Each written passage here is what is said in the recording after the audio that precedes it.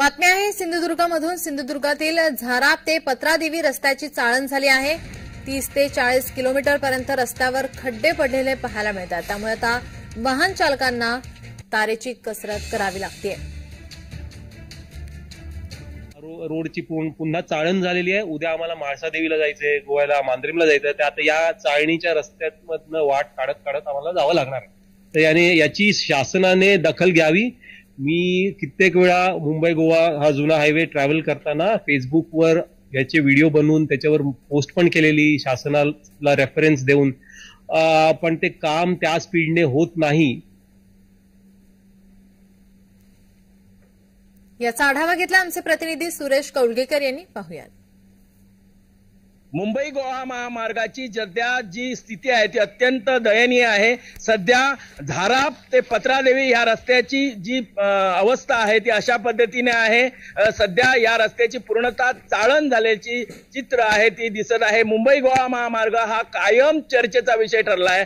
बघितलं तर रत्नागिरी ते रायगड मुंबई पर्यंत हा महामार्ग अनेक वेळा डेडलाईन देऊनही पूर्ण झालेला नाही। मात्र आता ही पत्रादेवी ते झाराप हा सुद्धा महामार्गावरील मोठ्या प्रमाणात खड्डे पडतायत आणि वाहन चालकांना कसरत करत जावं लागतंय।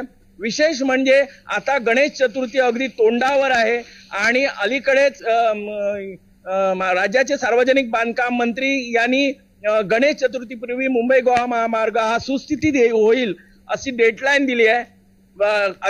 कायम डेडलाईनवर डेडलाईन ह्या मिळत आहेत, मात्र मुंबई गोवा महामार्ग आहे तो पूर्णत्वास होत नाहीये। मात्र सध्या सिंधुदुर्गात जरी एकमेव सिंधुदुर्गमध्ये जरी मुंबई गोवा महामार्ग पूर्णत्वास असला तरी या रस्त्याची मात्र सध्या चाळण झालेली स्थिती आहे। झाराप ते पत्रादेवी या महामार्गावर अनेक ठिकाणी खड्डे पडलेले आहेत। गणेश चतुर्थीच्या तोंडावर हे खड्डे बुजवले जाणार का हा मात्र प्रश्न आहे। या जिल्ह्याचे पालकमंत्री आणि सार्वजनिक बांधकाम मंत्री हे रवींद्र चव्हाण हे या स्थितीकडे लक्ष देतील का असा प्रश्न सध्या वाहन चालकातून होताना दिसतोय। सुरेश कौलगेकर, जय महाराष्ट्र, झाराप, सिंधुदुर्ग।